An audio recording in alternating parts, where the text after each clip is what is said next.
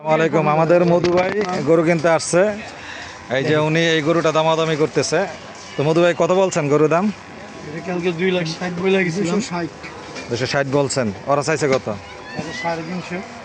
350 চাইছে। কত হইলে দিব তারা বলে না? ওরা তো নামে না। আর আমরা দেখি আল্লাহ জিবার চাই, আর 2 দিন পালুক, তাইলে তারপরে দেখি কার ভাগ্য থাকে। আমি যে বলছি কালকে একজন 250 করে বলছে, আমি আর 10,000 বাড়াচ্ছি। 260 বলছেন। 260 বলছি। তো এই গরুর লোককে আপনার সামনে আসলে ভাই বলছে এটা হয় না আপনার? হ্যাঁ ভাই কত বলছে? 260 বলছে নাকি? তো হয় না? না, আমি 360 দাম চাইছিলাম, বুঝছেন? ভাই বলছে ওর তো 250, তারপরে বলছে 60। তো যদি সম্ভব হয় দিয়ে দেন। টার্গেট তো আসে না। তো মধু ভাইয়ের কত চলে? আমি বলছি তা আপনারা কত হইলে ছাড়বেন এটা? হ্যাঁ, কত হইলে ছাড়বেন? ভাই দাম বলুক, বলি পরে আচ্ছা দেওয়া দুইজনের সমঝোতা কইরা গরুটা দিয়ে দেন, যেহেতু উনি বলছে।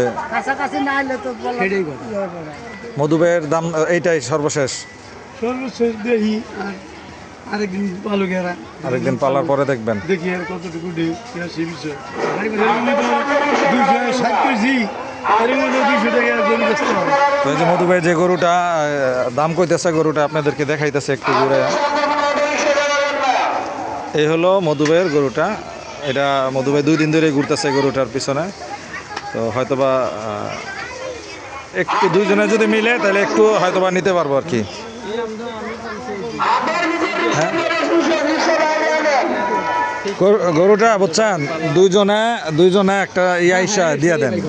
কারণ আপনি যদি একদম ধরে বসে থাকেন তাহলে গরু দিতে পারবেন না, আর মধু ভাই যদি একদম বলে তাহলে গরু নিতে পারবো না। হ্যাঁ, আমরা তো বললাম আমার যাক বুঝে খাচ্ছে, আমি তাই বলছি। ঠিক আছে, 10 টাকা বেশি পাই, কি ঠিক আছে। আমি বলছি না ভাই। হ্যালো, আমি ওটু ছাড়িয়ে দেই, ভাই ওইটু আগে কত ব্যাঙের এই মাধ্যমে গরু 260 বলছে। হ্যাঁ, 260 বলছে ভাই।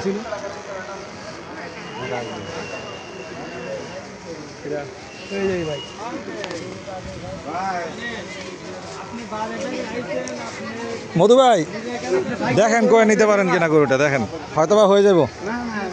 আপনার ভাগ্যে গরু আছে নি, বুঝছেন? আমি